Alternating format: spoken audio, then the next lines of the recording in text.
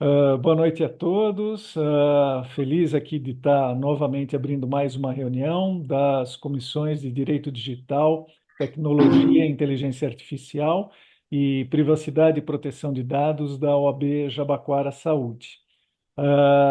Essa noite vai ser realmente aí bastante especial. Temos um convidado, né?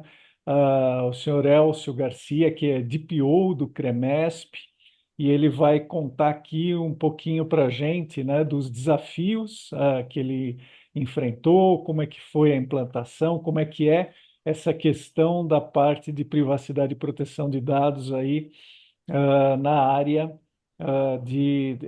na área de saúde, né? Principalmente aí com o CREMESP à frente, né? E também nós vamos ter a Inês e a Ana, né? É isso? Vão falar hoje sobre um assunto bastante instigante também, que é a questão de IA e aplicações no mundo corporativo. Acho que é esse mais ou menos o título, né? Então, a gente vai ter bastante aí informação, vai ser uma noite bastante agitada. Então, novamente, sejam todos muito bem-vindos, é um prazer estar com vocês hoje. Passo aí a palavra para a abertura para a Viviane. Obrigada, Paulo. Obrigada, Elcio, por aceitar o convite, por compartilhar sua experiência com a gente. Obrigada por todos os presentes, né? E eu queria também agradecer a vocês, porque essa é a última reunião do triênio, né? E nós cumprimos as nossas metas todas, todas. Abrimos lançando um livro, fechamos lançando um livro. Todos os meses nós fizemos as reuniões planejadas, graças à colaboração de vocês, né?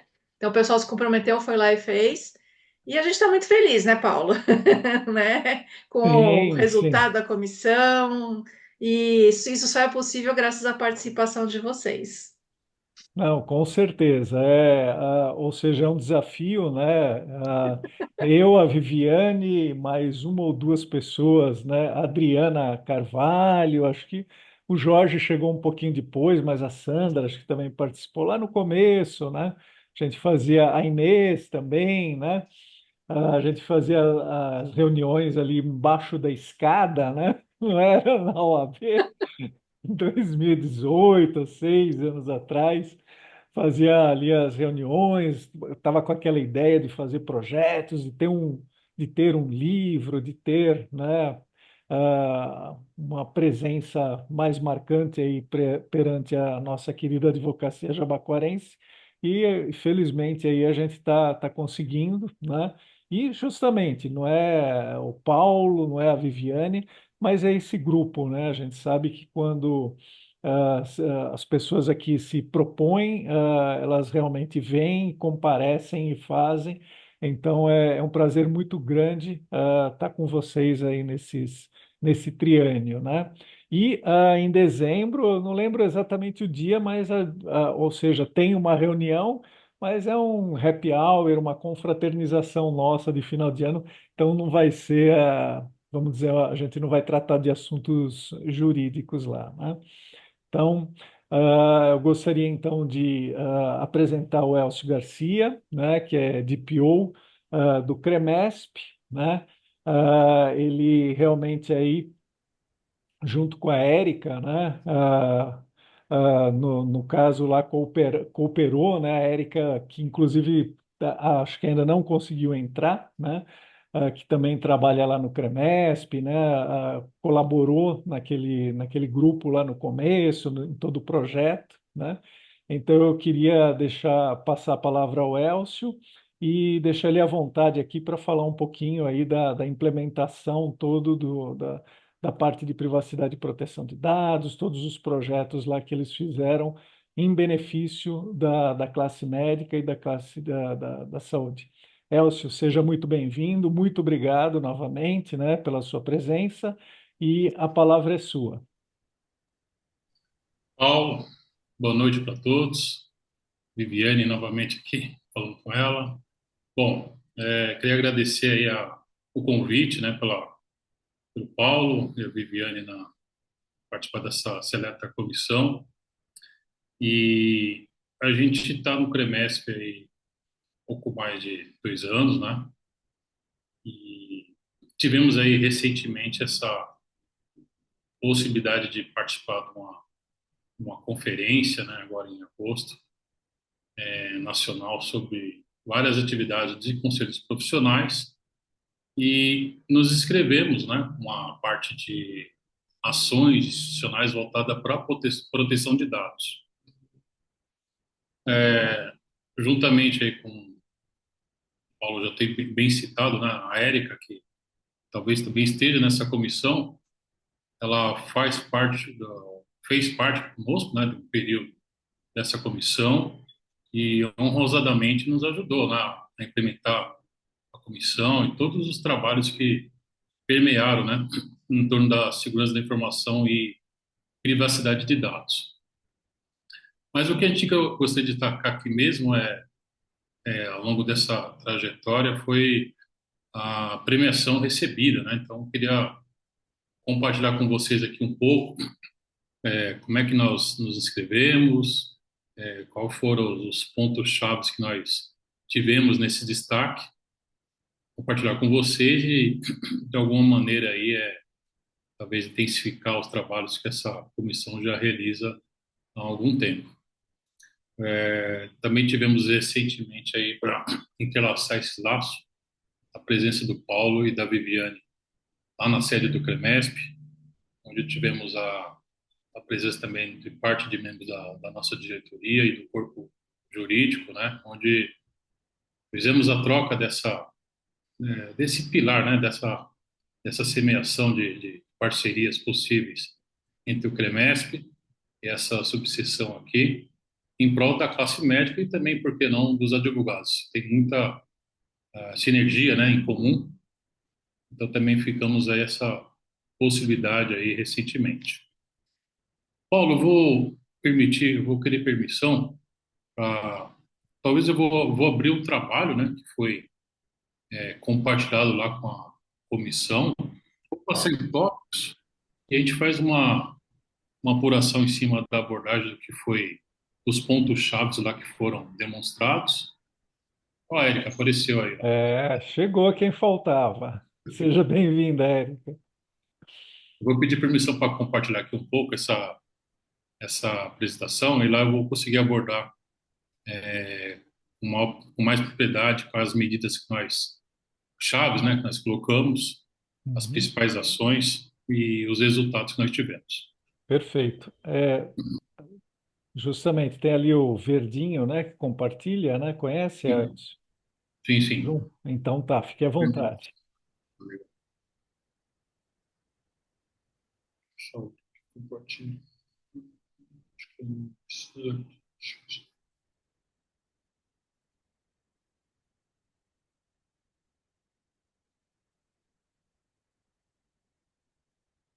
Deixa eu só abrir as configurações do meu sistema aqui, acho que não está dando permissão, só um instante.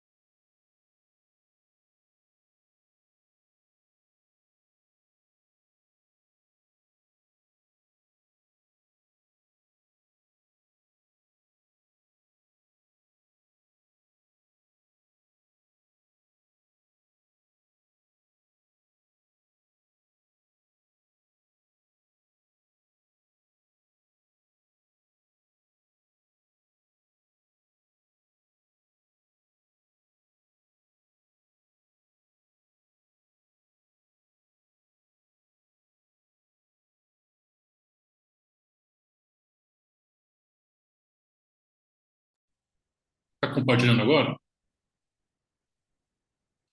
Sim, para mim está.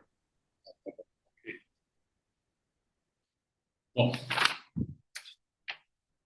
nessa, nessa conferência, lá no CREMESP, a gente tivemos umas 5 ou 6 categorias, dentre áreas financeiras, áreas possíveis de auditoria e o trabalho de proteção de dados.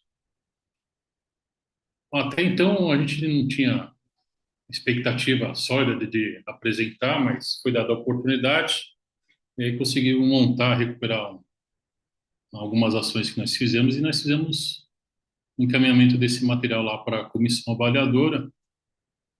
O que nós exploramos basicamente foi as nossas umas 5 ações, né, que foi praticamente como nós introduzimos isso lá no CREMESP, as maneiras como nós fizemos a implementação, implantação e os resultados. Então, eu acho que falar aqui da parte da lei, não vou gastar o tempo dos senhores, né, para falar essa parte introdutória, mas naquela ocasião nós tivemos que recuperar isso para poder dar um bom embasamento, né, para quem avaliaria o nosso trabalho. Então, a gente recuperou aí a regulamentação, né, dos dados pessoais em nosso país, desde a formação da lei até a aprovação dela em si mesmo. Então, acho que essa parte introdutória foi bem tranquila, né, para demonstrar para eles. E depois que a lei tivesse implementada, como a maioria dos órgãos naquela ocasião, a maioria foi fazer aí a adoção de que meios para poder implementar, né, a lei dentro do conselho, seja em próprias práticas de segurança, já que já exercíamos, né, ou aquelas mesmo voltadas para poder orientar o próprio profissional médico. Então a gente usou aí de medidas técnicas para projetar essa situação de implementação. A gente tem um órgão principal nosso maior, que é o Conselho Federal de Medicina, que na ocasião ele também tinha dado algumas conformidades para poder fazer esse tratamento em todos os conselhos regionais. Então essas foram as principais referências que nós tivemos, ou seja, a própria lei, alguma introdução do Conselho Federal de Medicina, e assim partimos dentro do Conselho Regional com as 2 instruções normativas, né, que a gente tinha de referência. E aí, no caso, dentro do próprio conselho, a primeira medida foi implantar, né, a Comissão de Segurança de Informação e Proteção de Dados, portaria publicada, onde foi designado vários profissionais de multiáreas, né, jurídico, profissionais de TI, áreas afins que a gente tem no conselho, como registro de pessoas, empresas. Então, a gente formou o time, né? Então, pegamos o expertise um pouco de cada área e seguimos para a implementação. Depois da nomeação dessa comissão, fizemos a primeira reunião lá em novembro de 2011, ou seja, fazendo 3 anos aí. Como qualquer outro projeto, você tem que finalizar, depois de fazer as suas devidas regulamentações, fazer os planejamentos e os planos de ações iniciais. E aí seguimos as nossas fases de elaboração e faseamentos do projeto naquela ocasião, seguindo desde os primeiros passos. Aí passamos por identificação do inventário de dados pessoais na casa, a própria categorização deles, os levantamentos das formas e bases legais, as coletas pelos dados pessoais. Deixa eu só fazer uma modificação. Fazer uma modificação.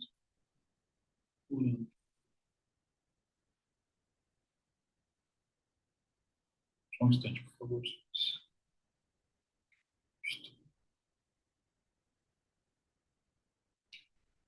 Bom, depois de feita essa primeira fase de planejamento, partimos para ainda mais uma outra fase de planejamento que envolveu os próprios relatórios de impacto, proteção que tinha naquela ocasião, e os cronogramas de implementar as conformidades ou não conformidades que porventura tivemos ao longo do tempo. Paralelamente a isso, a própria adequação dos aditivos contratuais, clientes, colaboradores, fornecedores. Fizemos as alterações da política de privacidade e uso de dados pessoais na casa, e, na medida do possível, todas as alterações em sistemas e processos internos. Tudo isso aí com a equipe grandiosa para poder fazer aí o próprio gerenciamento, reestabelecendo as boas práticas com governança, tratando os incidentes na medida que eles aconteciam e revisando procedimentos internos, normas, regulamentos que nós tínhamos e preparar a equipe em caso de notificação de algum caso de vazamento de dados, né, para os incidentes. Bom, depois dessas fases de planejamento e execuções, nós tivemos os resultados previstos, que foi aí os próprios termos de compromisso, sigilo e confidencialidade, assim, tanto para o quadro de colaboradores como o quadro de conselheiros, delegados, readequação dos seus termos de consentimento de titularidade, né? Tanto para o próprio médico que a gente protege, como a própria atuação dos conselheiros e, e colaboradores nas suas atuações na atividade conselhal, as políticas que foram atualizadas aí de privacidade, proteção de dados, essas menos intensas, mas necessárias, como política de cookies, os próprios mapeamentos de adequação de contratos, o próprio inventário, que não tem fim, né? Então, você faz o inventário, mapeia uma situação e implementa a melhoria, ao mesmo tempo que você vai atualizando ele, deixando ele refinado, ou seja, minimizar todos os possíveis riscos dessa parte de proteção de dados.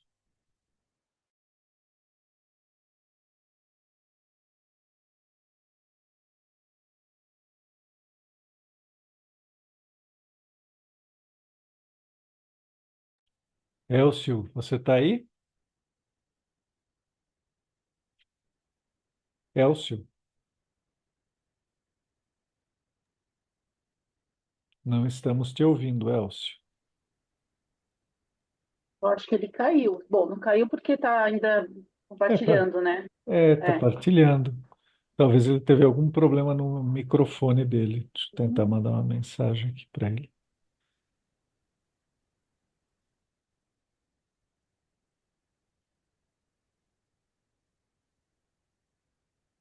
Agora acho que ele Ah, caiu. agora caiu. Agora foi. Se existir alguma dúvida, está saneada agora.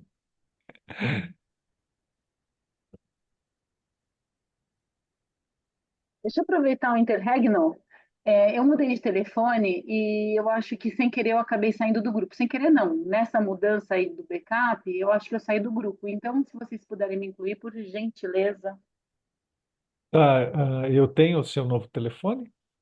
Não, o telefone é o mesmo. Eu fiz um Ah, o backup na aparelho. nuvem, Eu pensei que mudei o era. aparelho, Ah, tá.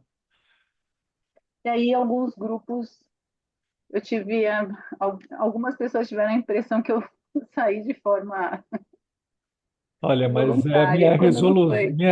tem várias resoluções de ano novo. Uma Uhum. minha vai ser sair de um monte de grupo que eu tô lá de Mas gaiato. assim, você pega seu telefone e muda e pronto, ele vai. O que você não Vai. tiver falando.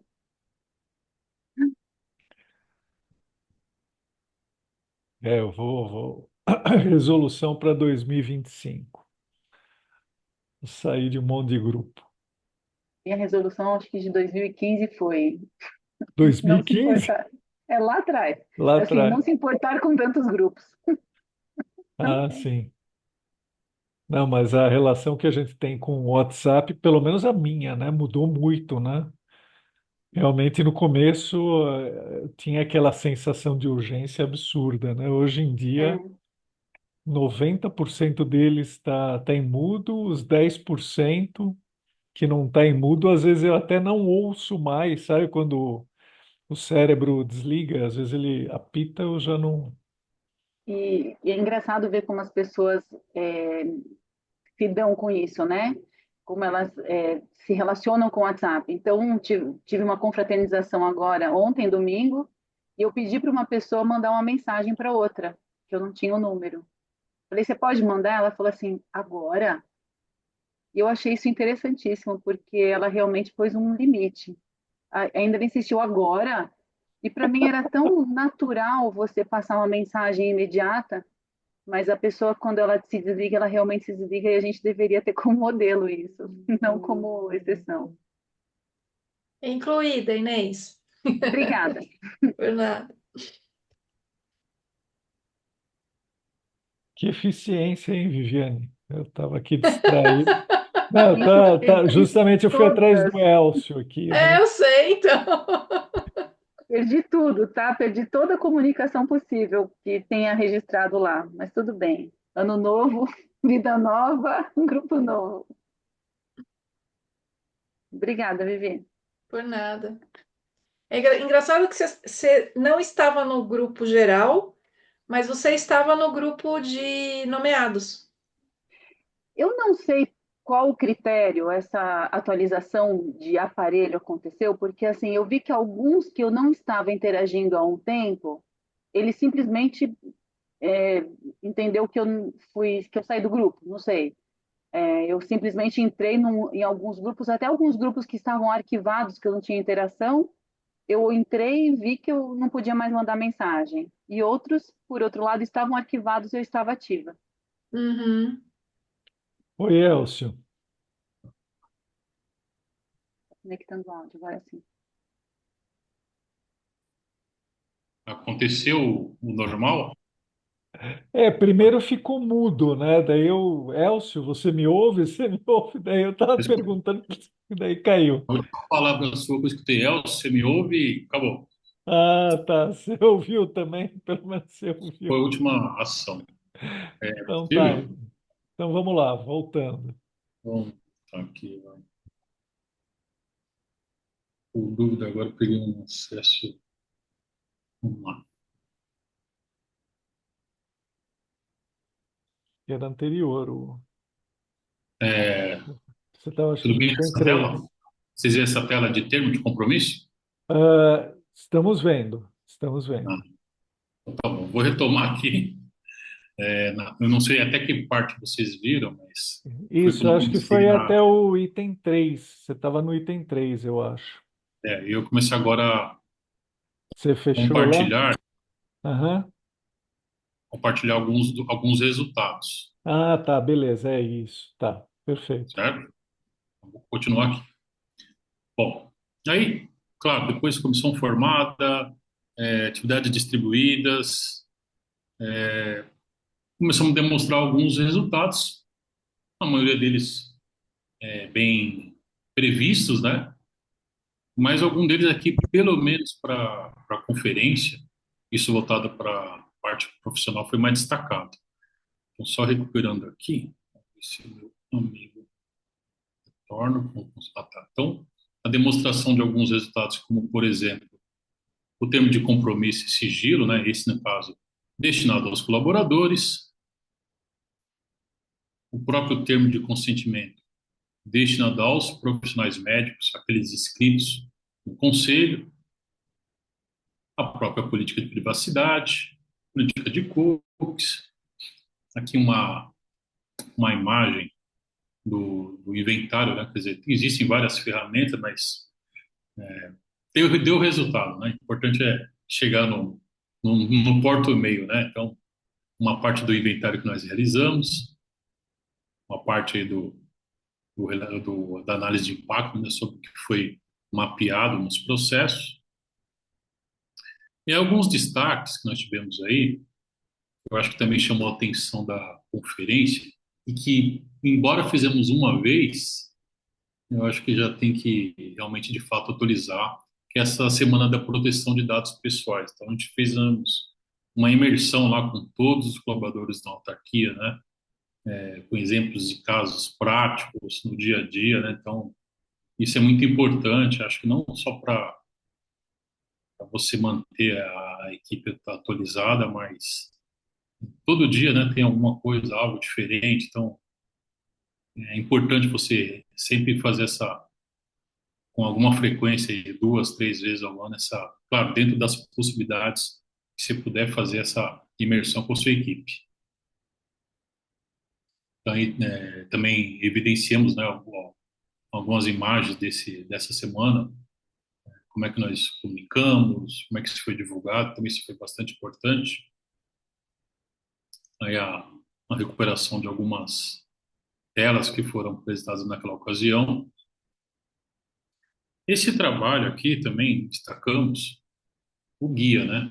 Então, o guia foi aquele momento que a gente sai um pouco do nosso cenário institucional e aí realmente entra ali na vida do profissional médico.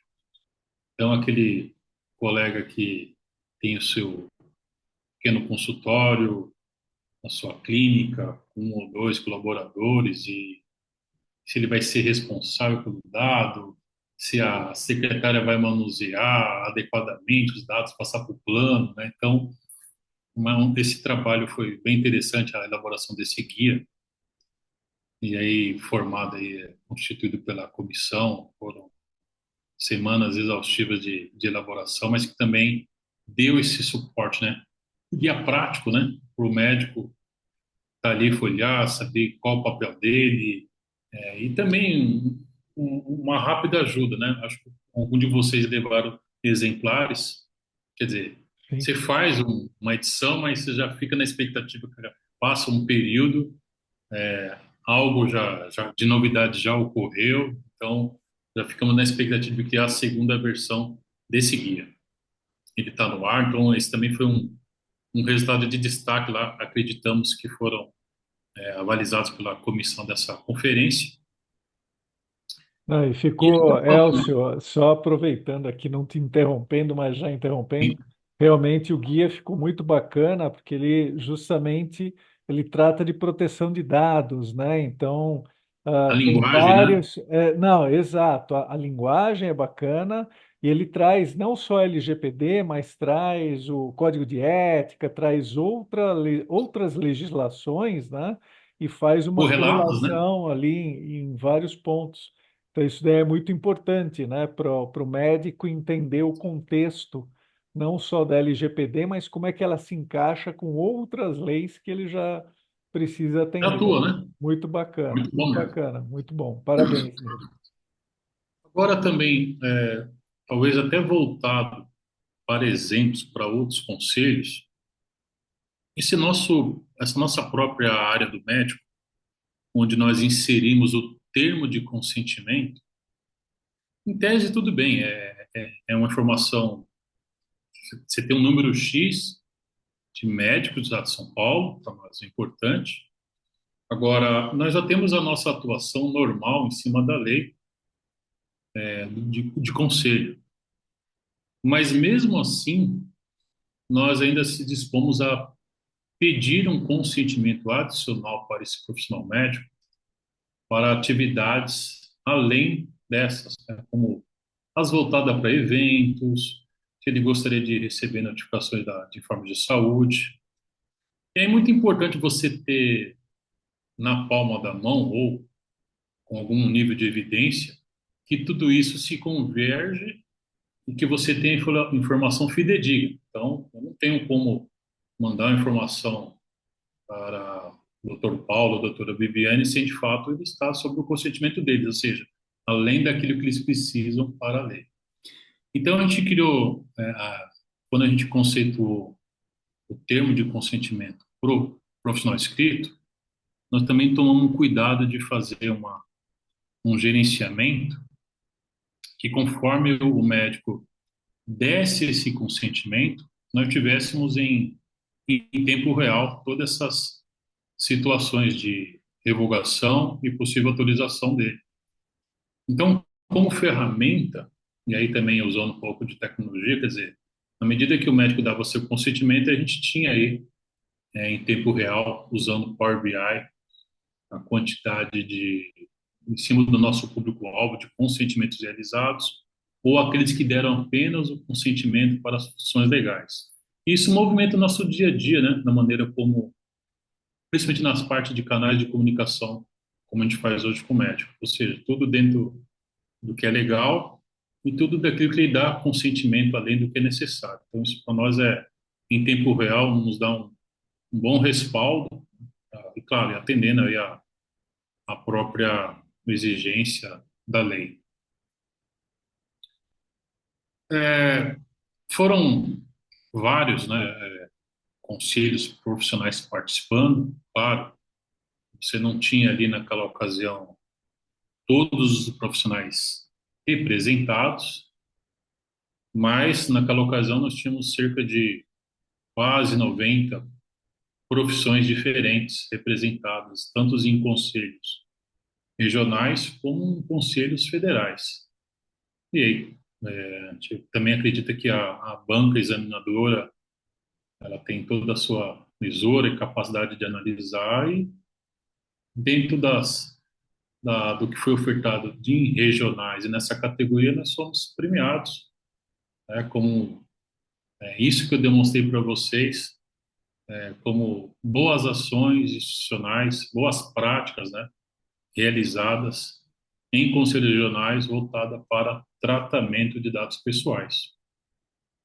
E não tem como, né, a gente, ao final, ao receber o prêmio, a gente se trouxe muito lisonjeados e certeza que todo trabalho tem o seu lado compensador, o resultado vem, e é muito benéfico a gente poder contar com um time que, de alguma maneira, se dedica e faz isso acontecer.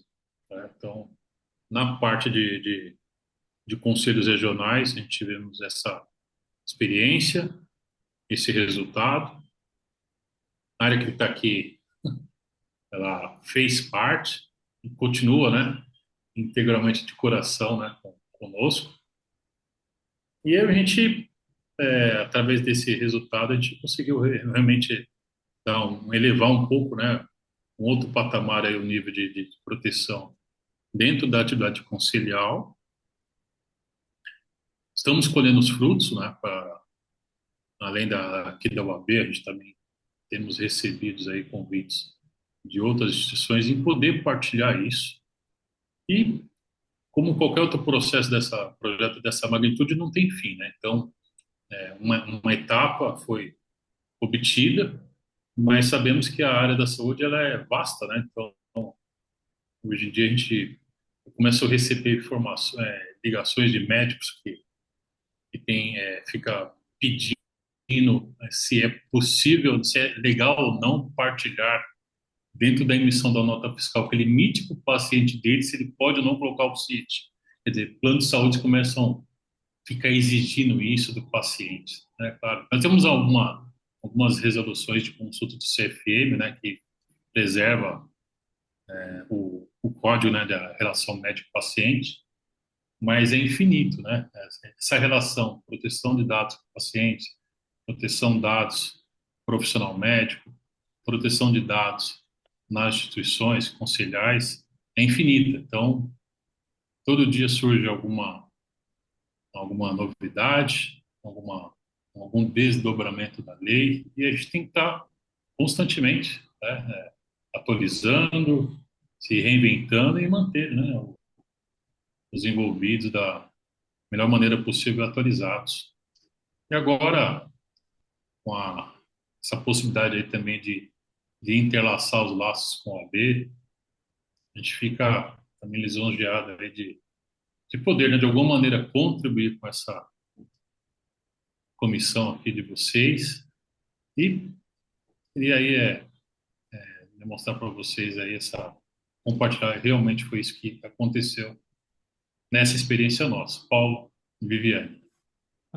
Não, Elcio, realmente a gente fica muito feliz, né, como sendo, vamos dizer, estudiosos e muitos aqui praticam isso, né?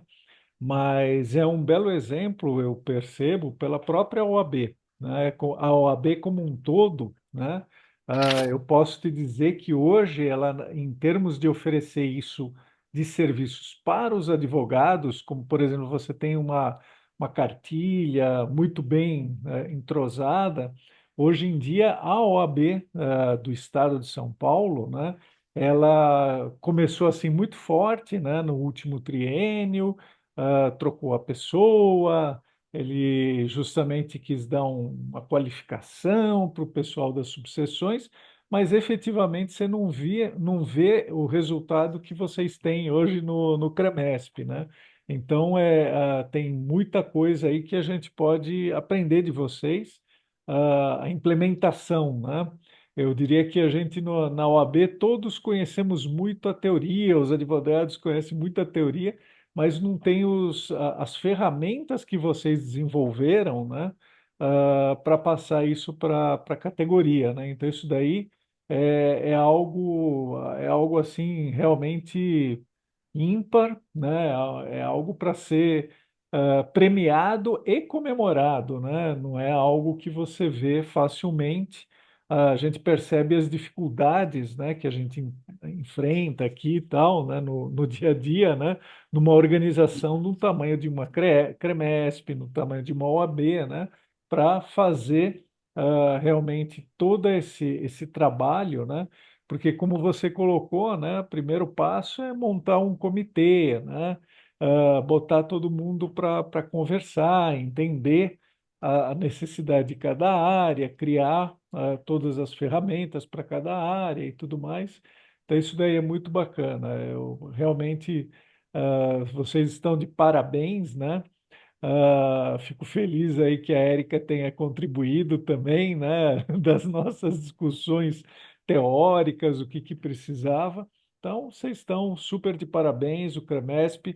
Eu espero que, justamente, eu acho que tem muito aí para a gente tirar de lição do que vocês fizeram, né?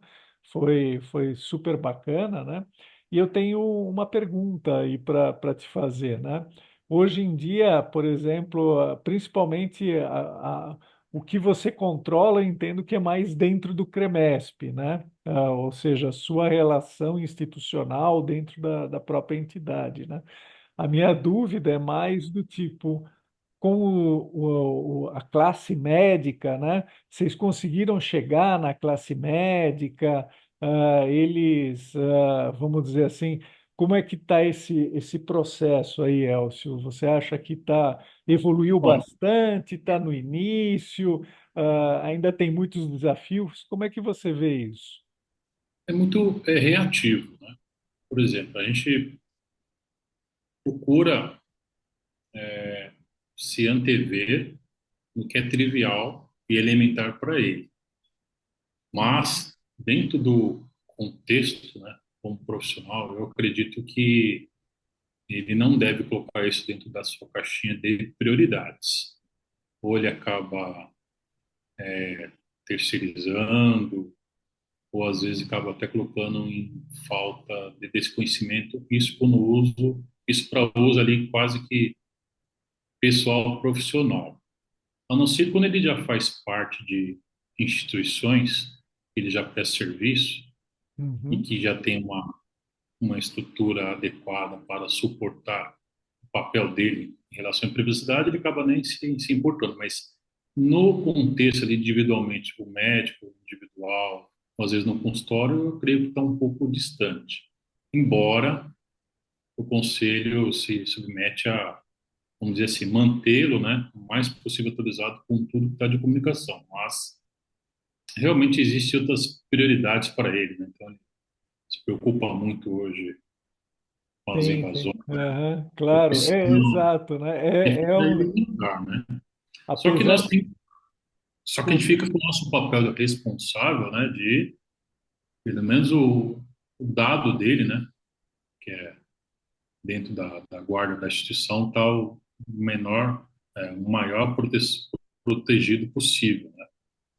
É claro que a gente pode exato. intensificar as ações, né? Podemos intensificar, às vezes até resgatar, né? Algumas outras ações que já fizemos, mas essa é a minha opinião, assim, com relação ao profissional médico. Mas não, nem por isso a gente tiraríamos, né, o nosso pé do acelerador, né? Então, o que nós pudermos e fizer, né, que tiver ao nosso alcance para poder mantê-lo informado, instruído, se amanhã tiver que sair um novo guia desse, se amanhã tiver que fazer eventos, né, que de alguma maneira interaja, né, talvez com perfis diferentes de profissionais, eu tenho certeza que o conselho não vai medir os esforços. Não, Eriquinha, perfeito. eu queria também só uma palavra da Eriquinha, só recuperar. Eriquinha, tudo bem? Tudo. Tá Obrigada, tudo bem na Paulo. auditoria aí? Tudo bem na auditoria? Tudo bem. Eu já quero fazer publicamente aqui, que eu vou dar eu também não vou medir esforço de recuperar você, trazer de volta para a comissão, tá? Será um prazer. Obrigada. Tá bom. Érica, falando também assim sobre, até para responder de maneira mais estendida o que o Paulo relatou, dentro das nossas experiências, tudo que tivemos com o profissional médico, não tem muito, né? Ele coloca numa segunda instância, né? Não é a prioridade dele nessa parte de privacidade, né? Ele confia, É, vamos dizer assim, muito nos locais que ele trabalha ou na instituição do pouco que ela já faz, né? exato. E eu acho que chegaram algumas demandas, mas muito isoladas, né, pro Elcio, pro DPO. Mas em termos de consulta, eu acho que não veio nada além disso, né? E acho que ainda assim, a gente não pode nem dizer uma estatística. Eu acho que foi bem esporádica, assim, talvez duas, três, né? Eu sei que a gente tenha respondido, que tenha sido questionado, mas depois do e-book eu não sei o que que foi, eu não sei se o Elcio teve mais algum pedido, Aí alguma solicitação. nós tivemos agora uma auditoria interna no mês passado, né? E na hora da auditoria expor o resultado, um dos pontos que eles colocaram bem no início da reunião foi realmente a responsabilidade com que nós tratamos a segurança da informação do médico. Então, aquilo que foi demonstrado, né, para a auditoria foi realmente espetacular, né, com relação aos mecanismos que nós temos internamente, né, a maneira como o profissional do CREMESP lidar com o trato do dado do médico, a segurança, em sistemas, em senha, né, isso é. Agora, para o médico em si mesmo, eu acho que ele não consegue enxergar isso, né, com veemência, né. Eu acho que a gente não tem não tem como, assim, como medir ainda, né, o quanto eles adquiriram conhecimento através do e-book, ou mesmo é, o quanto, né, o CREMESP facilitou ou ajudou, né, nesse sentido. É como você falou, eu acho que a grande maioria já trabalha em instituições que já têm um DPO, que já têm uma orientação nesse sentido. A gente pensou bem mesmo no e-book para médicos que têm um consultório pequeno, que às vezes só tem uma secretária, era mais, né, uma orientação para essas pessoas, né, para esses profissionais. Então, eu acho que ainda não dá para a gente mensurar isso. Não, perfeito. Ou seja, voltando até o ponto que a gente conversou aquele dia, né, Elcio, é muito de criação de cultura, né? Eu acredito que esses médicos que são justamente esse da pequena clínica, o médico que trabalha sozinho e tudo mais, ele talvez ainda não se atentou para os riscos ao qual ele está exposto, né, em relação aos dados do cliente dele, se ele não trata adequadamente, não tem um procedimento, não, né, não atende à lei, né? Porque É. justo a própria LGPD, que eu sempre falava muito, né, isso, né? Para que é LGPD? Ah, é para que você esteja em conformidade.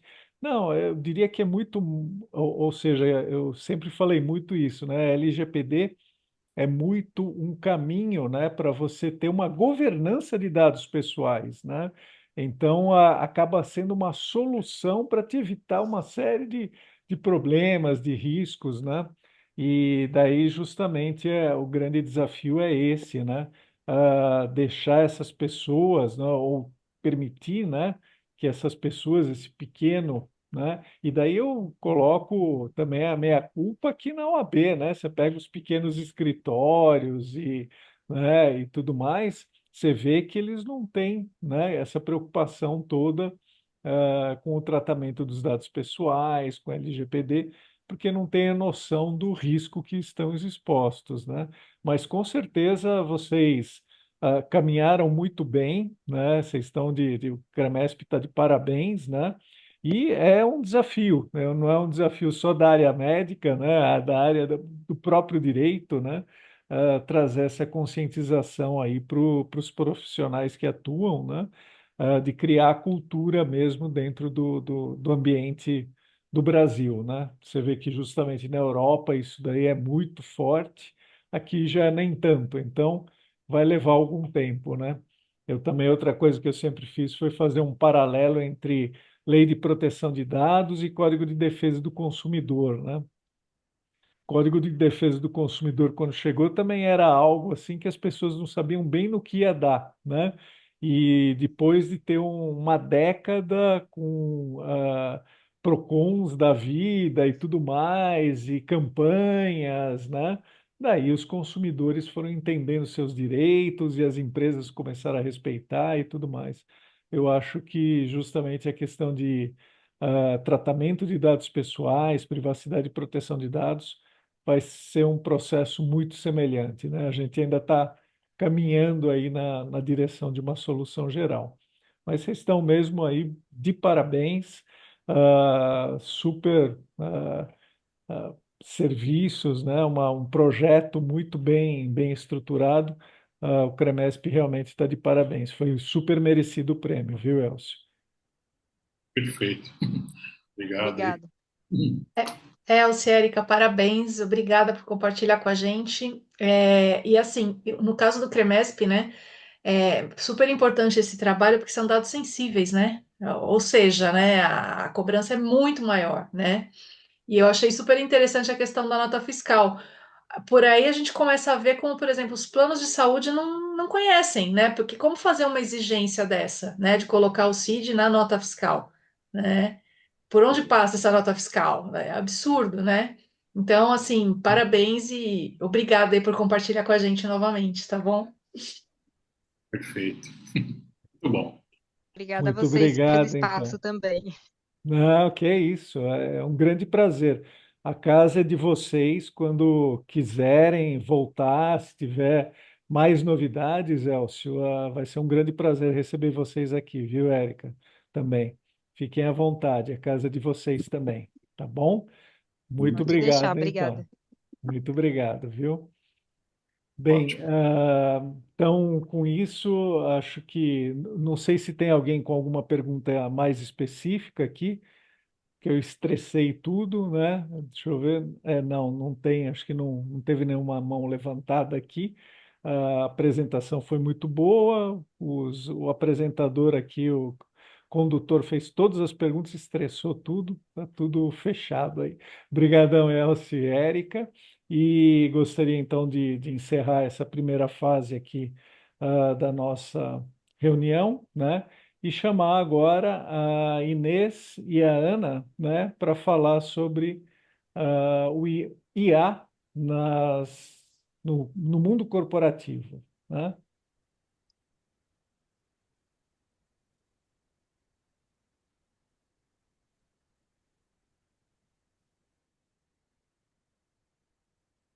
Posso começar a compartilhar?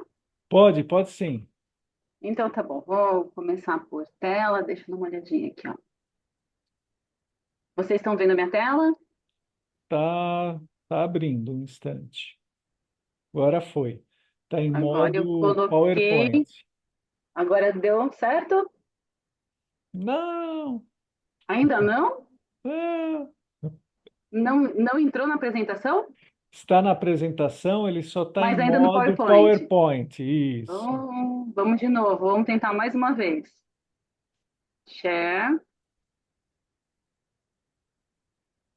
apresentação de slides. Vamos ver, e agora? Agora foi. Muito Agora bom. foi. Agora Então foi. tá bom. Obrigado, Inês. Parece que a gente voltou 2 anos, né? As telas não eram compartilhadas direito. Eu vou fazer uma breve introdução e como foi a nossa conversa, a minha com a Ana, né? E depois, se ela quiser fazer uma introdução também. E aí a gente resolveu dividir essa apresentação dessa forma. Bom, a princípio, vocês sabem, né, que eu lido com muitas empresas e eu vi uma crescente procura pelo uso de inteligência artificial. E o que nós começamos a ver no mundo corporativo, não exatamente nos nossos clientes, mas de uma forma, uma busca muito grande pelo uso de ferramentas que tenham inteligência artificial, mas de uma forma muito indiscriminada. Então, de repente, uma pessoa que é da área de TI lança uma questão de que ela precisa pôr inteligência artificial. Mas como? Precisa o quê? Né? Outras situações onde algumas organizações que eu vi através da mídia que estavam adquirindo soluções que não eram inteligência artificial, era apenas um tratamento de dados, uma forma de ter os dados estruturados e uma forma de utilizar essa ferramenta como se fosse uma inteligência artificial, mas a grande verdade é que houve uma busca muito grande para soluções que ainda não existiam, até mesmo cursos que estavam sendo oferecidos que não ofereciam informações especificamente sobre inteligência artificial, mas sobre outras formas de lidar com projetos, né? E conversando com a Ana, a gente viu que isso era comum. Então, eu coloquei para ela essas questões e ela me trouxe exatamente as mesmas questões. A gente viu que a gente estava na mesma página. Uma forma que a gente entendeu que seria interessante dividir essa apresentação seria uma parte falando sobre governança de inteligência artificial, né, inteligência artificial nas organizações, mas especificamente no meu ponto de vista, e o que eu vi no mercado, o que eu vi nos fóruns de debate, é exatamente essa situação onde me parece que a inteligência artificial é uma locomotiva totalmente desgovernada. E se você não tem, e aí a palavra governança, né? Se você não tiver um meio, não só a governança, mas também a gestão dessa inteligência artificial, a empresa não vai seguir muito adiante. E aí, conversando também com a Ana, ela entendeu que seria muito interessante apresentar as aplicações e tendências hoje no cenário atual. Essa seria a minha introdução, e aí depois eu falo um pouquinho de governança. Eu queria saber se a Ana quer falar alguma coisa como parte introdutória. Não, Inês, da introdução, pode seguir. Então, tá bom. Então, vamos lá. Então, o objetivo hoje, deixa eu ver se vai. Peraí. Gente, aí ele não tá indo. Espera um pouquinho. Por que ele não vai? Gente, me ajuda, por favor. Agora foi. Então, o objetivo é entender como a governança de inteligência artificial pode garantir o uso responsável, seguro e estratégico da tecnologia. E os pontos-chave que eu vi nessa questão de governança seria exatamente falar sobre transparência, responsabilidade, mitigação de riscos e inovação com responsabilidade.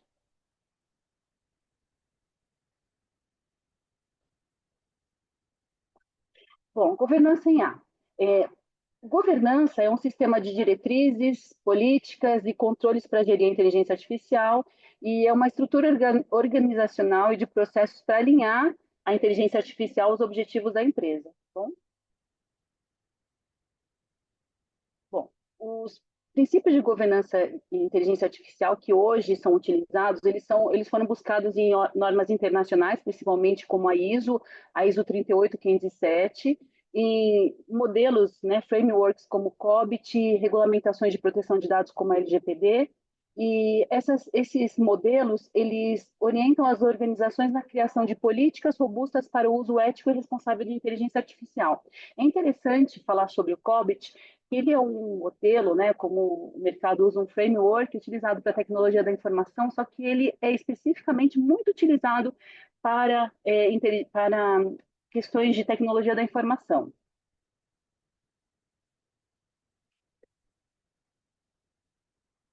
Bom, a governança e inteligência envolve um conjunto de políticas, processos para garantir que esse uso esteja alinhado com objetivos da empresa, que respeite os princípios éticos, e a gente tem aqui uma diferença entre governança e gestão. A governança, ela traz as diretrizes e políticas gerais. Já a gestão é a implementação diária. Uma define as regras e outra executa a aplicação prática. Esses princípios chaves da governança e inteligência artificial, elas não só orientam muitas questões de governança, mas elas orientam especificamente na questão da inteligência artificial a transparência, que é a clareza das decisões automatizadas, responsabilidade, olha que interessante, a definição clara de responsabilidades. É interessante que tem que ter até a responsabilidade da pessoa humana que criou aquela solução, porque seria muito fácil você jogar toda a responsabilidade para um sistema, para um algoritmo, para algo que foi criado, quando na verdade tem um ser humano criando esses sistemas. Deixa eu só perguntar uma coisa para vocês. Vocês estão vendo a tela inteira ou estão vendo o quadradinho com o rostinho de vocês? Eu estou vendo a tela inteira. Tá bom que eu Ah, tenho um monitor gigante, mas eu não sei se não, está. é porque a minha tela está coberta com o rostinho, né? Então eu não sabia se vocês estavam vendo isso, aí vocês não estavam vendo tudo direitinho.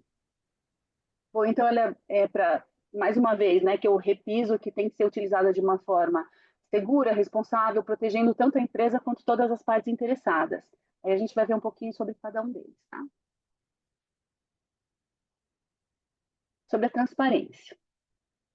A transparência é sobre tornar as decisões de inteligência artificial explicáveis e compreensíveis para os interessados, e isso é essencial para ganhar a confiança do público e para evitar, inclusive, mal-entendidos. Então, aqui ele dá um exemplo, um sistema de recomendação de conteúdo. De que forma isso é feito? Então, isso precisa ser claro, né? Princípio da responsabilidade. Cada sistema de inteligência artificial deve ter um responsável claro para a sua supervisão. Isso garante que, se algo der errado, que haja alguém para tomar as ações corretivas.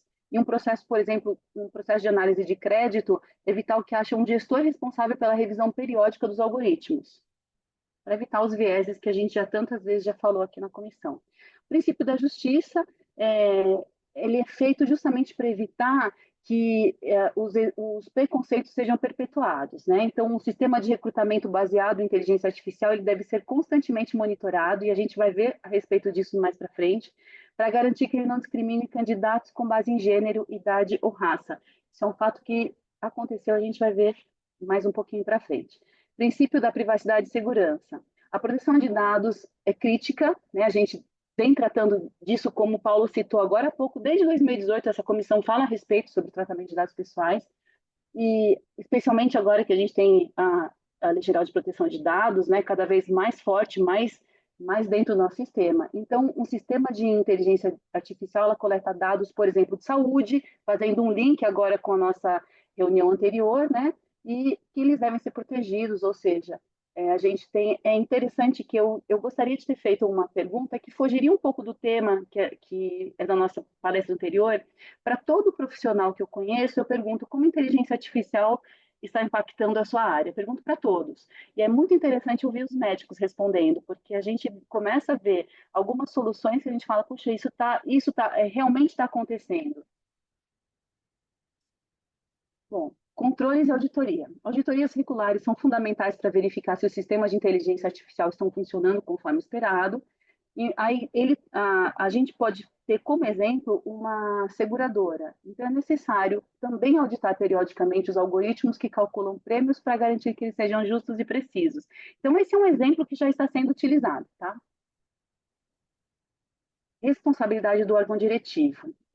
O órgão diretivo de uma organização ali deve fornecer uma direção estratégica clara para o uso da inteligência artificial, garantindo que a tecnologia seja usada de forma alinhada com os objetivos da empresa.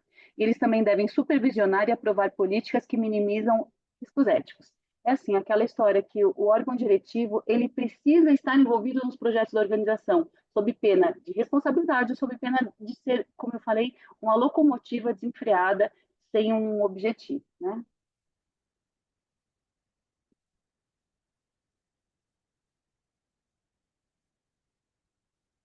Direção estratégica e supervisão. É essencial que a alta administração defina uma estratégia clara para a adoção da inteligência artificial e supervisione sua implementação. E aí eu falei sobre governança e sobre gestão. Isso garante que os sistemas sejam desenvolvidos com foco nos objetivos da empresa e em conformidade com as regulamentações. Aqui a gente está falando exatamente da questão ética, né? Então, a gente precisa de uma direção estratégica, porque é muito fácil um diretor de uma determinada área simplesmente falar: eu preciso de inteligência artificial para resolver um problema, mas de que forma? Você está apto? Você tem maturidade suficiente para estar utilizando isso? Seus dados são tratados de uma forma correta para que você possa se utilizar de sistemas de inteligência artificial? Necessidade de relatórios e auditorias. Relatórios periódicos e auditorias são essenciais para monitorar o desempenho da inteligência artificial. Isso inclui verificar se os sistemas estão operando dentro dos limites éticos e legais, além de permitir os ajustes contínuos. Eu coloquei um exemplo aqui, desculpa, não sei se eu vou conseguir voltar. Acho que eu não consigo voltar. É a questão da análise de crédito, mas depois a gente fala sobre isso, tá? Sobre a Amazon, né? Eu falei que a gente ia falar de um caso efetivo que aconteceu sobre a análise de candidatos, currículos e candidatos, né? Esse fato foi amplamente noticiado. Então, a Amazon enfrentou problemas quando seu sistema de recrutamento automatizado mostrou viés de gênero e favorecendo candidatos masculinos. Isso ocorreu por falta de auditorias adequadas e supervisão contínua. Por que aconteceu isso? De uma forma bastante simples, é porque teve um número maior de currículos do gênero masculino. E isso fez a inteligência artificial entender que dentro daquele número de currículos que estava avaliando, ele dava privilégio para o gênero masculino. Então, foi algo que foi não só noticiado, como foi notado, né, de uma forma muito clara esse viés. Então, é esse ponto que a gente fala justamente em ter uma supervisão, auditoria, para verificar essas questões éticas principalmente. Então, acho que está pulando, está certinho, né? Tá ok? Tá bom. Supervisão de compliance. Então, a supervisão de compliance é essencial para garantir que a inteligência artificial seja utilizada de acordo com leis e regulamentos. Auditorias contínuas e engajamento das pessoas interessadas ajudam a manter a conformidade e a transparência. Auditorias frequentes ajudam a identificar problemas antes que eles afetem a empresa, principalmente o risco reputacional, que a gente sempre fala, e envolver os interessados, né? Eu não gosto muito da palavra stakeholders, tá bom?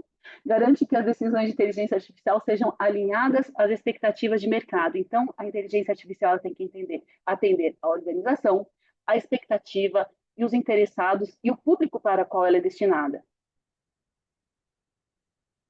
Aí a gente começa a falar de uma nova figura no mercado, que é o gerente de governança de inteligência artificial. O papel supervisão do compliance é essencial para garantir que... Desculpa, gente. O gerente de governança de inteligência artificial é responsável por garantir que todas as políticas e diretrizes sejam seguidas, além de promover a conscientização ética dentro da empresa. Então, essa figura que foi criada, ele vem mesmo para fazer com que a governança e a gestão da inteligência artificial seja fato. A gente precisa ter alguém no comando. É o DPO da IE? Eu acho que o DPO, Paulo, ele tem uma característica maior, porque você fala, ele tem uma relação muito grande com o titular de dados pessoais e com os órgãos regulamentadores, além da organização em si. Aqui o gerente ele vai ter uma questão de link entre tudo isso, mas eu acho que a, a É um olhar grande mais questão interno, né? interno, e a responsabilidade ela vai estar aí com o órgão diretivo, vai estar com a alta Uhum. administração mesmo, né? Seria mais aquela questão do gerenciamento, né? Ou seja, Sensibilização cadê o ética. Elcio? O DPO é o cara. Cadê o Elcio? Ele já foi, já foi. É. Sensibilização ética e coordenação. A conscientização ética e crítica é para garantir que todos os colaboradores compreendam os riscos associados ao uso da inteligência artificial. O gerente de governança ele deve promover treinamentos regulares. Aqui, basicamente, como se nessa governança, nessa locomotiva que está sendo orientada, fosse explicado para cada um daqueles que estão dentro dessa organização, dentro dessa grande locomotiva, entender o papel de cada um. Hoje em dia é muito fácil você utilizar a inteligência artificial para fazer uma consulta simples, como eu devo mandar uma mensagem para um amigo, como você melhora o meu texto, mas na verdade isso dentro de um contexto organizacional ele precisa ter essa conscientização ética. Cada um que utiliza, ele deve ter essa consciência do que ele está fazendo dentro da organização, inclusive com a questão da segurança da informação também, né? É interessante também que o uso indiscriminado de inteligência artificial faz com que alguns colaboradores, vamos dizer assim, incluam dados sensíveis ou até mesmo estratégicos de organizações para para ensinar como faz um relatório. E muitas vezes é assim, por mais que se fale que os dados não são compartilhados, os dados que são inseridos dentro dessas inteligências generativas, que a gente sabe que eles são utilizados para base de pesquisa, né? Então, tem colaboradores colocando em risco a própria organização. E aí eu remeto até para algumas outras palestras que nós tivemos a respeito da engenharia social, né? Então, isso a gente tem que ficar sempre atento.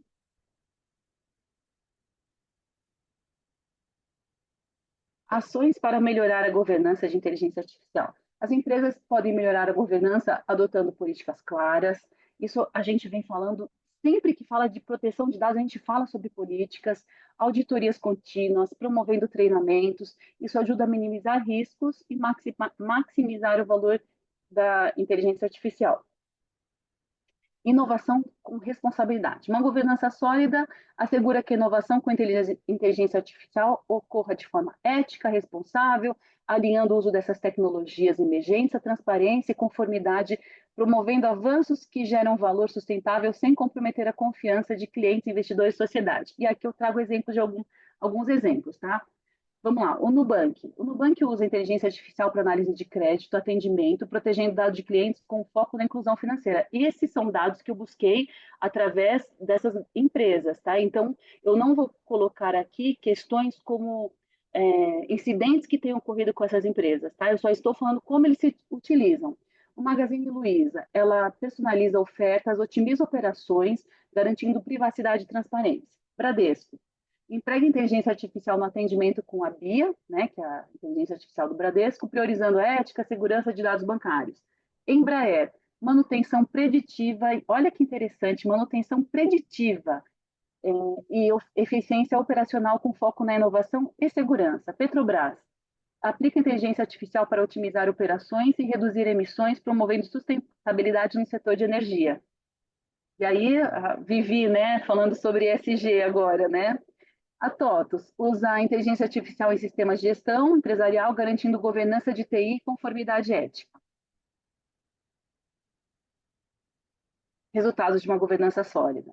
Com uma boa governança, as empresas podem reduzir riscos, aumentar a eficiência, fortalecer confiança com seus interessados, e a governança sólida é uma vantagem competitiva. Vocês veem que esses termos que eu falei, né, reduzir risco, aumentar a eficiência, são conceitos, são resultados, benefícios de uma governança, né? Então, como a governança de inteligência artificial está intimamente ligada com a governança organizacional. E aqui eu passo a palavra para Ana e depois, ao final, a gente volta a falar um pouquinho sobre algumas questões. Obrigada, Inês. Pessoal, agora eu vou falar um pouquinho sobre aplicações e tendências da inteligência artificial. A Inês até fez um overview, né, de algumas empresas aqui que já utilizam a IA nas suas operações do dia a dia, mas aqui a gente vai falar especificamente sobre três setores, que são o RH, né, especificamente recrutamento e seleção, marketing e atendimento ao cliente, e a educação no aspecto da aplicação da IA. Aí, se você puder passar, Inês, por favor. Aqui em RH, a gente trouxe algumas aplicações, as mais comuns, então, triagem de CV, entrevistas assíncronas, as entrevistas assíncronas, aplicação para. Aqui eu vou destacar a questão da triagem dos CVs, que está até conectada com o que a Inês falou anteriormente, daquele caso da Amazon, em que houve ali vieses inconscientes que resultaram numa triagem, digamos assim, enviesada. Então, tem sido bastante utilizado para triagem de CV, sim, e isso, isso tem sido uma tendência, e acredito aqui que é uma tendência sem volta, mas um ponto que a gente vê bastante quando se analisa, por exemplo, a aplicação da IA para a triagem de CVs é a necessidade de tratamento adequado desses dados e da utilização de dados, uma maior variedade de dados, uma base com dados mais variados, para que de fato não haja esses vieses, como ocorreu no caso da Amazon, que a Inês citou há pouco. A questão da utilização de IA para entrevistas foi algo que até me surpreendeu bastante, era algo que eu particularmente não tinha conhecimento de que estava sendo utilizado, mas já existem empresas que utilizam a IA para fazer, por exemplo, essas entrevistas assíncronas, e basicamente aqui a dinâmica é, ao invés do candidato fazer a entrevista diretamente com o recrutador, uma inteligência artificial, um avatar, vai lançando ali as perguntas para o candidato responde, o recrutador recebe as respostas de todos os candidatos que fizeram esse processo seletivo. E o que tem sido dito no meio é que isso auxilia a reduzir a subjetividade dessa fase de entrevista, porque os recrutadores conseguem comparar de uma forma mais objetiva como cada candidato respondeu aquela pergunta, ao invés de comparar o candidato ali de uma forma mais geral. Uma outra aplicação que tem sido bastante interessante e que aí está muito conectada com a triagem dos CVs é a aplicação da IA para auxiliar numa contratação mais assertiva, o que acaba reduzindo tanto o turnover de colaboradores, quanto, de uma forma geral, o custo dessa contratação, porque a vaga é preenchida mais rapidamente, quanto pelo fato de que há uma necessidade de uma menor contratação de mão de obra, né, de funcionários, para que seja realizado esse processo seletivo. Então, aqui o que a gente vê, de uma forma geral, é que, por exemplo, nesse setor do RH, especificamente aqui o recrutamento e seleção, a IA tem sido muito utilizada para tentar reduzir tarefas mais burocráticas, aumentando a eficiência do setor e possibilitando ali que no dia a dia o foco seja uma atuação mais estratégica. Aí você pode passar, Inês, por favor? Sim. Foi. Obrigada. Aqui no marketing, a gente vai muito na linha do RH também. E, na verdade, isso eu diria para todos os setores, pelo menos aqui o que a gente analisou, que a IA tem sido muito utilizada nesse aspecto mais estratégico. Aqui no marketing, por exemplo, a gente tem aplicação de inteligência artificial para fazer segmentação de campanhas de marketing a partir de uma análise de perfil dos consumidores. A gente tem IA, por exemplo, no monitoramento de campanhas em tempo real, o que acaba facilitando bastante, por exemplo, que os profissionais eventualmente recalculem ali a rota dessa campanha publicitária, se for necessário, de uma forma muito mais ágil do que ocorreria sem o auxílio da inteligência artificial. E a gente tem, por exemplo, a inteligência artificial no atendimento ao cliente, tornando essas interações, por exemplo, com chatbots, muito mais personalizadas e sem nenhum tipo de restrição de horários. Pode passar, Inês, por favor. Aqui no campo da educação, tem aplicações bem interessantes de inteligência artificial, tanto nas atividades mais administrativas, auxiliando os docentes, por exemplo, na elaboração de ementas, de planos de ensino, todas essas atividades mais burocráticas, mas que demandam bastante dos professores, como também em atividades do dia a dia da sala de aula, por exemplo, para personalizar o processo de aprendizagem dos estudantes de acordo com o nível, o nível de evolução desse aluno e também as preferências dele em relação aos métodos segundo os quais ele aprende de uma forma melhor.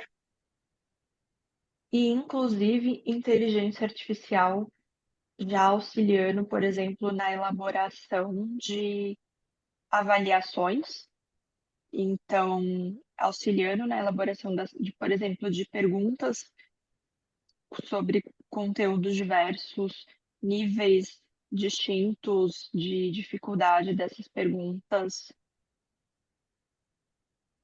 e até mesmo em sala de aula, por exemplo, auxiliando na seleção dos conteúdos que os professores vão apresentar em sala. E uma aplicação interessante que eu vi também numa palestra é que alguns pais já estão relatando que têm utilizado, por exemplo, inteligência artificial para auxiliar na correção do dever de casa dos filhos. Eu achei bem interessante, era uma aplicação que eu particularmente não imaginava utilizar nessa linha, mas parece que tem sido bem utilizado para essa atividade também. E agora aqui eu vou falar um pouquinho sobre as tendências da inteligência artificial. Se você puder passar. Obrigada, Inês. Aqui temos tendências diversas, mas eu selecionei as que me chamaram mais atenção e que eu considero que são macro tendências que acabam por auxiliar diversos setores que já vêm utilizando inteligência artificial. Então, uma das tendências que eu identifiquei foi o aprimoramento do processamento de linguagem natural para incluir, por exemplo, compreensão de gírias ou de jargões específicos de determinadas áreas do conhecimento. Essa eu acho que é uma aplicação bastante interessante, não só para tornar, não só para tornar mais abrangente a utilização da inteligência artificial, mas também para tornar essa interação homem e inteligência artificial cada vez mais próxima do que é de fato a interação humana.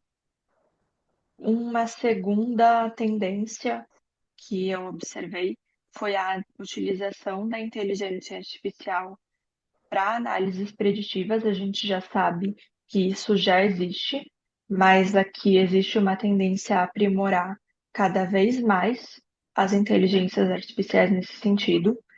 E uma terceira tendência é a análise, coleta e análise de dados em tempo real.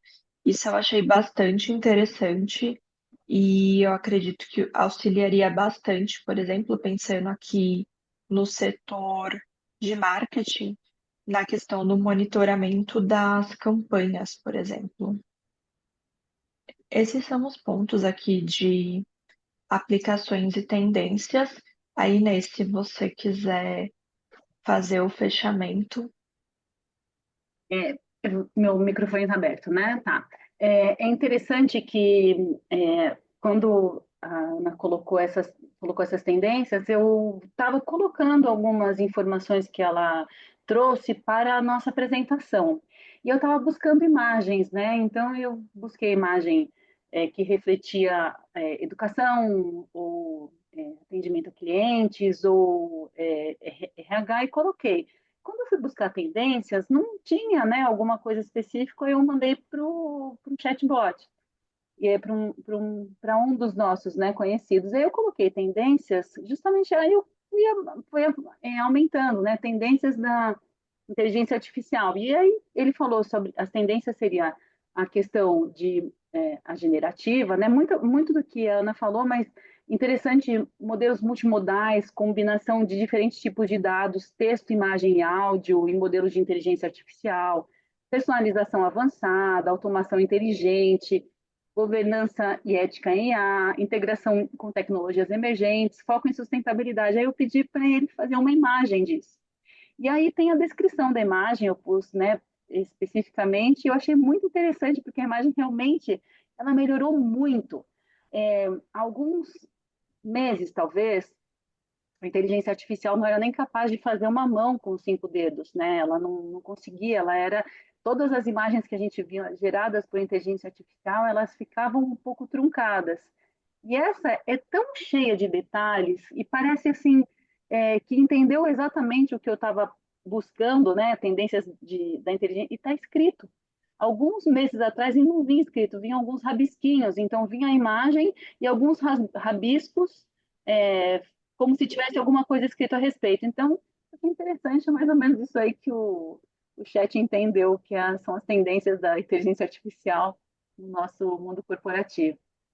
Para mim foi isso, tá? Eu acho que é um assunto muito grande. Só em relação a frameworks de governança, a gente tem vários, né? Então dava para a gente desenvolver uma aula só falando sobre COBIT, COSO, cada um para uma coisa específica, um para questões financeiras, outra para questões de tecnologia da informação, algumas ISO, uma ISO que, apesar de ser relacionada à inteligência artificial, ela ainda está precisa ter um pouco mais de ser criada uma família específica para isso, né, dentro da ISO, enfim, tem muita coisa para ser dito. Então, eu acho que a gente abordou 2 temas que eu achei bastante interessante, sem de alguma forma entrar no mérito de outras apresentações sobre inteligência artificiais que foram tão maravilhosas. A gente acabou abordando só isso. Eu vou agradecer a Ana pela parceria. Eu sempre muito em cima da hora, né, Ana? Desculpa, eu falei para ela que a gente ainda vai ter oportunidade de fazer outras parcerias e que a gente possa interagir muito mais, tá bom? Era isso. Ah, mas deu tudo certo, deu tudo certo. Estamos aqui com a nossa apresentação, Inês, e eu também te agradeço bastante a parceria. Vamos ter outras oportunidades no futuro, com certeza. Parabéns, acho que foi aspectos, justamente, é um assunto tão vasto e tão multifacetado, né, que você pode trazer várias questões e realmente é muito grande, tem muita coisa para falar realmente, né? Você tem que selecionar, né, um prisma e ir por ali, né? Eu fico só imaginando, eu não tenho tido contato com muita. Quer dizer, eu tenho perguntado para gente que trabalha em empresa, como é que é? Tá usando, tá usando. Mas eu nunca vi alguém falar o seguinte assim, não, eu estou usando, mas deram para a gente um manual, o que que pode fazer, o que que não pode fazer, né? Quais os riscos que tem, o que que a gente tem que, né? Como é que a gente tem que usar a ferramenta, né? Então, o que eu vejo muito nos ambientes, inclusive ontem estava até comentando com uma pessoa que trabalha num escritório de advocacia, eu perguntei, vocês estão usando? Estamos, né? mas é muito modelinho pronto, né, e coisas do gênero, mas justamente, né, não veio nenhuma informação. O que eu vejo que o IA está muito nessa história ah, do ambiente, do você vai aprendendo a usar, a usando e vendo o que que dá, né? E eu acho que justamente o IA, teoricamente, deveria ter um pouco mais de justamente ter esses frameworks e tudo mais, traduzir dessa forma teórica para algo prático, né? E ser dado treinamento, ser dado algum tipo de manualzinho, né? De como proceder, como usar aquelas ferramentas. E o que eu percebo é que é muito isso, né? Jogam o pessoal lá, criam alguma coisa, jogam o pessoal começa a usar sem muito controle até, né? Deve ter talvez no back-end alguma coisa que eles ficam vendo que perguntas as pessoas fizeram e coisas do tipo estatístico, né? Mas é sempre póstumo, né? Então a minha pergunta, né, ou minha dúvida, mais do que uma pergunta, é: será que realmente as empresas estão fornecendo treinamento? Será que estão criando algum tipo de manual, né? Que apoio as empresas estão dando para o pessoal que está usando inteligência artificial? Essa é uma grande dúvida minha, né? Não sei Na se empresa fizeram. que eu, Oi, pois não, na, desculpa. na empresa que eu trabalho, Paulo, e aí é bem experiência pessoal mesmo, mas assim, a gente teve um treinamento geral. Lá a gente só pode usar o Copilot, mas a gente teve um treinamento geral com o pessoal da Microsoft sobre o que o Copilot poderia fazer, como ele poderia nos auxiliar no dia a dia, mas foi um treinamento assim super geral para várias áreas. E aí, no dia a dia, o que tem acontecido é que cada um vai ali com base na sua experiência, no conhecimento que já tem de como a inteligência artificial pode ser aplicada, vai testando e vai vendo o que que funciona. Bem nessa linha do que você falou mesmo, testa aí, vê se vê se funciona e tenha bom senso no que você está inserindo na, na inteligência artificial. Ah, perfeito, tá bom. Ou seja, a sua empresa, não sei qual é, mas já está de parabéns, né? Porque tenho visto muitas aí, né? Também não falei com tanta gente assim, né? Mas com uma meia dúzia que falei é meio do tipo, ó, tá aí, usa esse modelinho e vai em frente, né? Sem muito parâmetro de usar, né? Sem muita orientação. Bacana, É, muito não, bom. acho que a gente acabou tendo um pouco de parâmetro, inclusive por essa restrição. Acho que de poder só usar o Copilot Uhum. já já acaba sendo um parâmetro, né? Porque, querendo ou não, o chat GPT consegue fazer algumas coisas que o Copilot não consegue, por exemplo. Então, Uhum. assim, acaba sendo um parâmetro indireto, na minha opinião. Aham, sim, sim, pela restrição da própria ferramenta hoje, né? Inclusive, eu vi essa semana uma notícia, né? Não sei se os autores perceberam, né? Porque só os grupos dos coordenadores ali que a gente discutiu e acho que não chegamos a passar para os autores, né? Que foi escrito por inteligência artificial, o prefácio do nosso livro, né? Não sei se se a gente chegou a comunicar, eu não lembro, acho que a gente não falou para os autores, né, que ia ser um prefácio de IA e tudo mais, mas foi inclusive com uma ferramenta que se chama Perplexity, né? E essa semana eu li uma notícia, né, de que a Amazon tá investindo, acho que 500 milhões de dólares ou coisa assim, e quer fazer dela aí uma ferramenta de IA competitiva, né, com ChatGPT, Gemini e Copilot da vida, né? Acredito que eu gostei muito, né? Eu usei pouco a ferramenta, mas justamente se vocês olharem o prefácio, né? Eu acho que ficou muito bem escrito, né? Tá bom que vamos dizer assim, como é que é, o prompt, né, como chamam, né, o comando, né, que foi dado, foi muito bem dado, né, então, mas, mas o resultado ficou bom. Mas bacana, muito bom. Inês, Ana, parabéns. Nossa, eu não sabia de todas essas utilizações. Eu fiquei assim impressionada, principalmente com a parte de entrevista, né? Aí, assim, a Vanessa colocou aqui no comentário que ela passou por uma entrevista assim. Eu queria ouvir a opinião dela, o que que ela achou. Porque, assim, por um lado, você não tem aquele viés pessoal. Ai, não gostei do candidato, né? É uma coisa É. fria, né? Mas e aí, como que foi a experiência, Vanessa? Bom, parabéns, Inês e Ana. Gostei bastante da apresentação. Eu já tive essa experiência. Eu até estava perguntando se a plataforma Gupi usava a inteligência artificial, mas, salvo engano, ela usa sim inteligência artificial. Eu não gostei da experiência, porque a gente acaba não tendo a transparência de saber se o nosso currículo se adequa ou não àquela vaga.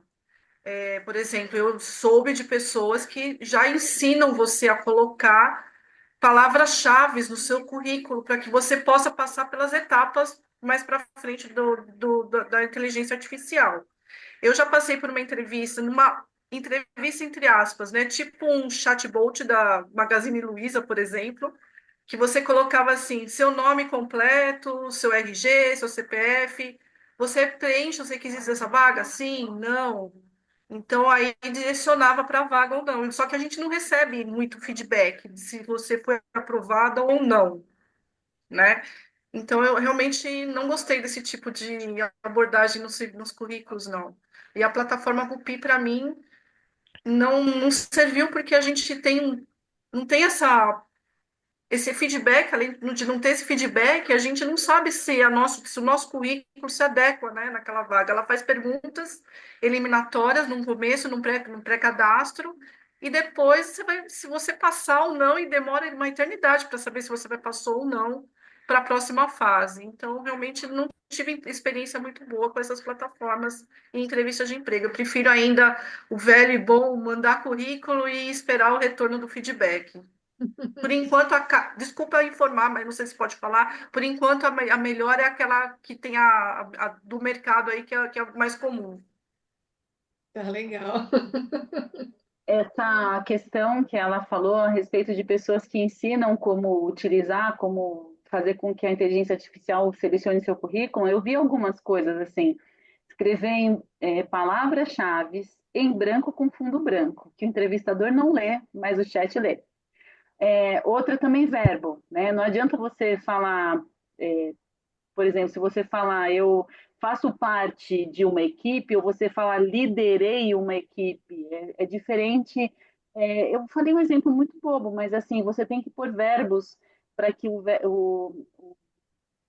inteligência artificial avalie como uma questão positiva. Mas realmente, se de um lado a gente tem, como a Vivi falou, o viés pessoal, né? Ai, não gostei do que, não sei, alguma coisa não bateu meu santo não bateu. Você vai ter um viés tecnológico que você não sabe se o santo bate também ou não, né? Você não sabe o que fazer, né?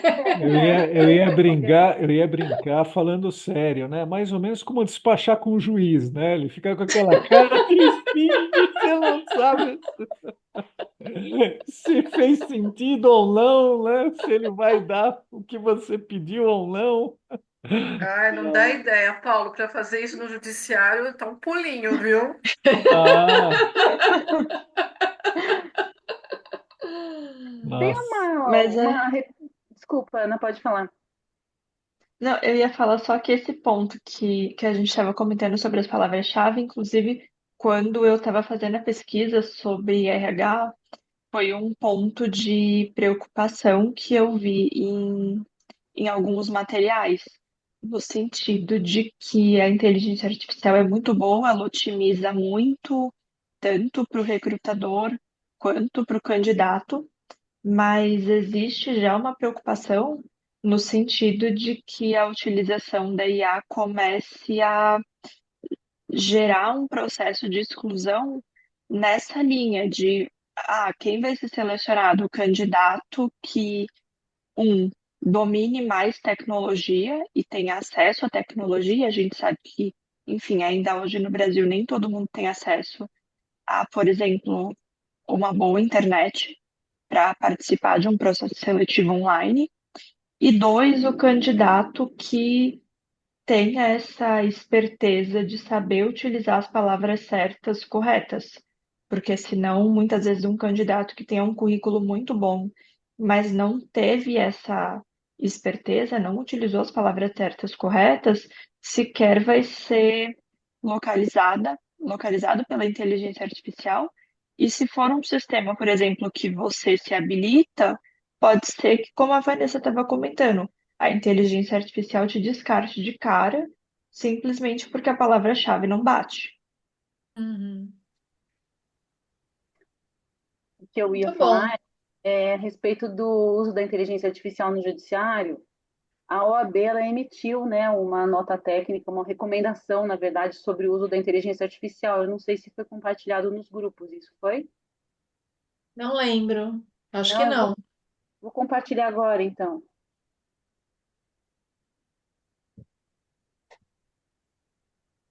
Enviado.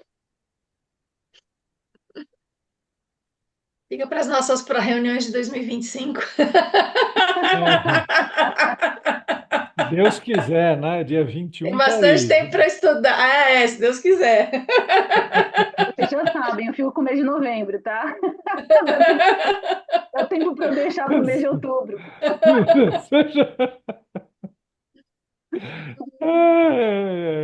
O famoso, né? Vamos procrastinar o que dá, né, Inês? Deixa pro- então tá. Acho que não sei se tem mais dúvidas, né? Eu queria convidar aí o pessoal, se não tiver outras dúvidas, quem puder abrir a câmera, né? A gente tira a nossa foto de encerramento, que a gente tira uma abertura, né? E fechar a nossa última reunião do triênio, hein? Eita, nós. Lá vamos nós, né? Então vamos lá. 3, 2, 1. A nossa mascote! A gente volta. Muito bom! Deixa eu ver se deu certo. Deixa eu tentar postar no grupo ali.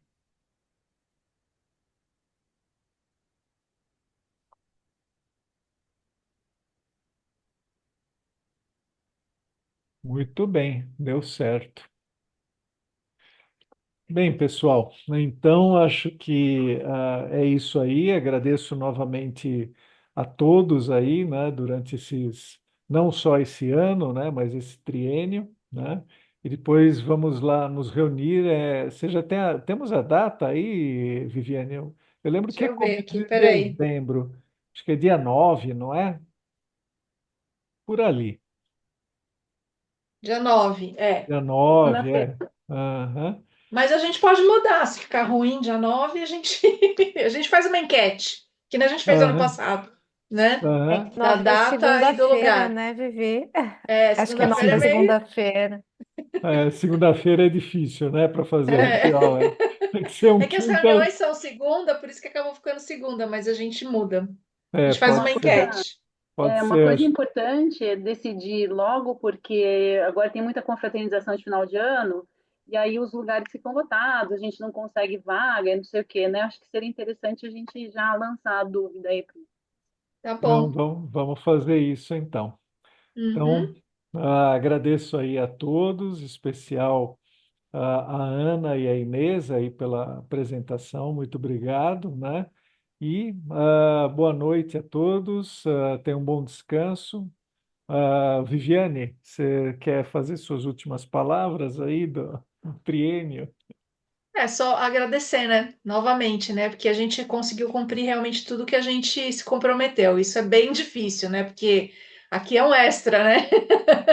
Tem o Exato. trabalho de todo mundo trabalha o dia inteiro, tem compromisso, né? Mas a gente uniu forças aí e conseguiu, né?